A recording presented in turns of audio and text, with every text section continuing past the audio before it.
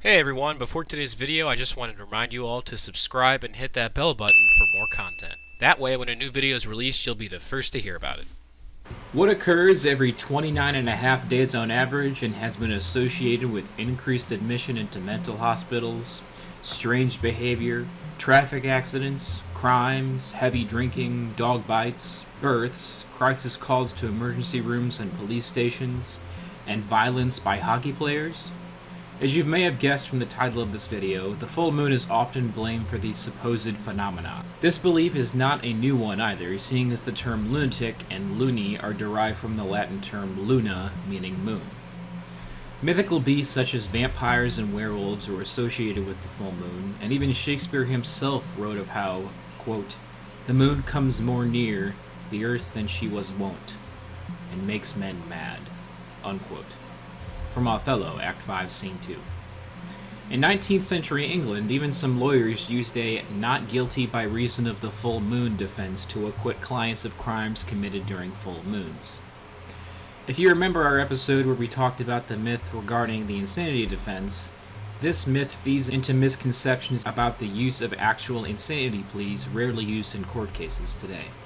The insanity plea, to reflect for a moment, has a very specific definition involving individual cognition, or the ability to understand what one is doing or that what they are doing is wrong, and volition, the ability to control impulses. However, the full moon myth still permeates the professional world, as in 2005, a study of surgical nurses in Pittsburgh, Pennsylvania demonstrated that 69% believe that full moons are associated with increase in patient admission.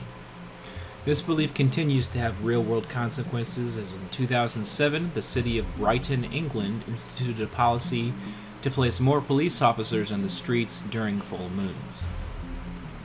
Hollywood too contributes to this myth, as seen through the film After Hours, where in one scene a police officer mutters, "There must have been a full moon out there," after the main character behaves oddly late at night.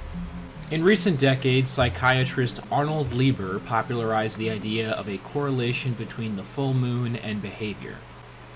The rationale for this quote-unquote lunatic behavior for Lieber and his Lieberlights was that because the human body is 4/5 water and the moon affects the tides on Earth, the moon therefore also has an effect on the brain. But this theory doesn't hold water, not in the slightest. Pun intended. Not only is the moon's gravitational effect on the human body negligible, but the Earth's tides are not influenced by the moon's phases, but rather by its distance from the Earth. A new moon, where the moon is not readily visible to us on Earth, therefore has just as much gravitational influence as does a full moon. Flawed reasoning aside, there have also been numerous studies conducted testing this theories, well over 100 in fact. In 1985, psychologists James Rotten and Ivan Kelly reviewed all the available research evidence on the lunar effect. Using meta-analytic techniques, which means examining numerous studies already conducted, they found no evidence that the full moon was related to much of anything. The few positive findings they did find, such as increased traffic accidents during full moons, were also explained by the fact that the full moons also happened to occur on weekends when driving was more prevalent than on weekdays. When this variable, that is, weekend driving versus weekday driving, was confounded, the significance vanished. Later analyses also yielded similar results. Investigators have examined whether the full moon is linked to suicides, Gutierrez Garcia and Tussle, 1997, psychiatric hospital admissions, Kung and Mrazek, 2005, dog bites, Chapman and Morrill, 2000, emergency room visits or runs by ambulances to emergencies, Thompson and Adams, 1996, births, Kelly and Martins, 1994, and heart attacks, Wake, Fukuda, Yoshiyama, Shimada, and Yoshikawa, 2007, and all came up empty-handed. So why does this myth cling to life and still circulate in society today?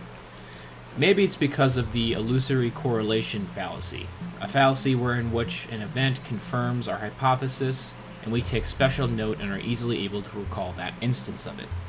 However, when an event does not confirm our suspicions, we easily forget it. Thus, only positive evidence remains. Another explanation may be rooted in a small kernel of truth, as the brightness of the moon tends to disrupt people's ability to sleep, and thus individuals such as the homeless, who are left outside with no choice but to sleep outside, may sleep less as a result.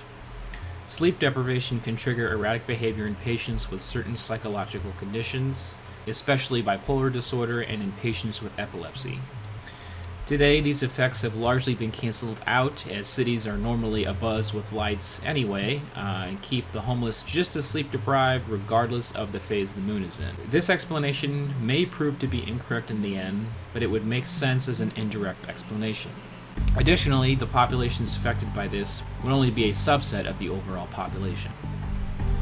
Thank you for watching. I hope you enjoyed this episode of Psychology Mythbusting. Subscribe for more content. Feel free to comment below with your full moon myth stories, and be sure to like this video.